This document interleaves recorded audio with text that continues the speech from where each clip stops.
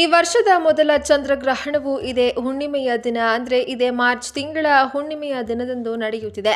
ಕರ್ನಾಟಕದಲ್ಲಿ ಚಂದ್ರಗ್ರಹಣ ನಡೆಯುವ ಸಮಯ ಎಷ್ಟು? ಚಂದ್ರಗ್ರಹಣ ಎಲ್ಲೆಲ್ಲಿ ಗೋಚರಿಸಲಿದೆ?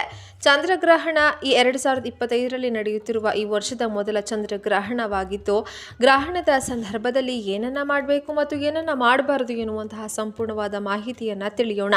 ಜೊತೆಗೆ ಈ ಬಾರಿ ನಡೆಯುತ್ತಿರುವಂತಹ ಈ ವರ್ಷದ ಮೊದಲ ಚಂದ್ರಗ್ರಹಣದ ಪ್ರಭಾವದಿಂದ ಯಾವ ರಾಶಿಗಳಿಗೆ ಯಾವ ರೀತಿಯಾಗಿ ಫಲಗಳು ಇರುತ್ತವೆ, ಎಲ್ಲ ಕಂಪ್ಲೀಟ್ ಡೀಟೇಲ್ಸ್ ಅನ್ನ ತಿಳಿದುಕೊಳ್ಳಲು ವಿಡಿಯೋನ ತಪ್ಪದೆ ಕೊನೆವರೆಗೂ ನೋಡಿ. ಬನ್ನಿ, ನೀವು ಕೂಡ ಗ್ರಹಣ ಮತ್ತು ದೇವರ ಮೇಲೆ ನಂಬಿಕೆ ಉಳ್ಳವರಾಗಿದ್ರೆ ತಪ್ಪದೆ ವಿಡಿಯೋಗೆ ಲೈಕ್ ಮಾಡಿ ಹಾಗೂ ಕೊನೆವರೆಗೂ ನೋಡಿ.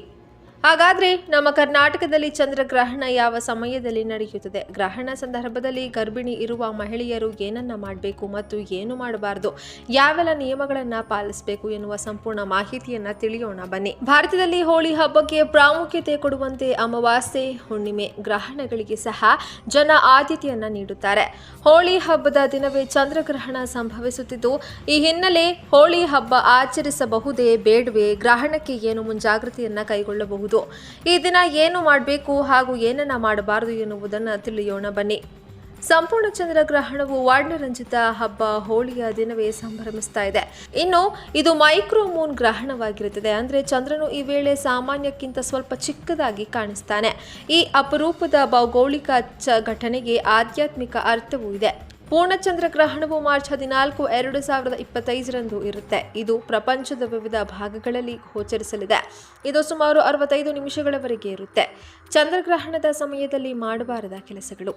ಚಂದ್ರಗ್ರಹಣದ ಸಮಯದಲ್ಲಿ ಧಾರ್ಮಿಕ ಆಚರಣೆಗಳನ್ನು ಮಾಡುವುದನ್ನು ಅಥವಾ ದೇವರು ಮತ್ತು ದೇವತೆಗಳ ವಿಗ್ರಹಗಳನ್ನು ಸ್ಪರ್ಶಿಸುವುದನ್ನು ತಪ್ಪಿಸಿ, ಏಕೆಂದರೆ ಇದನ್ನು ಧರ್ಮ ಗ್ರಂಥಗಳಲ್ಲಿ ನಿಷೇಧಿಸಲಾಗಿದೆ ಎಂದು ಪರಿಗಣಿಸಲಾಗಿದೆ.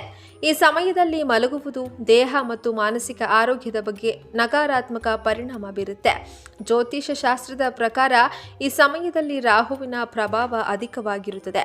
ಹಾಗಾಗಿ ಗ್ರಹಣದ ಸಮಯದಲ್ಲಿ ಅಡುಗೆ ಮಾಡಿ ತಿನ್ನೋದನ್ನು ತಪ್ಪಿಸಿ.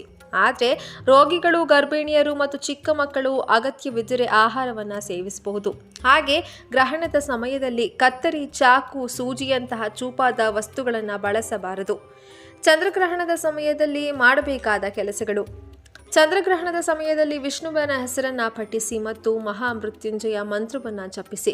ಗ್ರಹಣ ಮುಗಿದ ನಂತರ ಸ್ನಾನ ಮಾಡಿ ಗಂಗಾ ಜಲವನ್ನ ಮನೆಯಲ್ಲೆಲ್ಲ ಎರಚಿದರೆ ವಾತಾವರಣ ಶುದ್ಧವಾಗಿರುತ್ತೆ. ನೀವು ಸ್ನಾನ ಮಾಡಿದ ನಂತರ ಏನನ್ನಾದರೂ ದಾನ ಮಾಡೋದನ್ನ ಖಚಿತಪಡಿಸಿಕೊಳ್ಳಿ.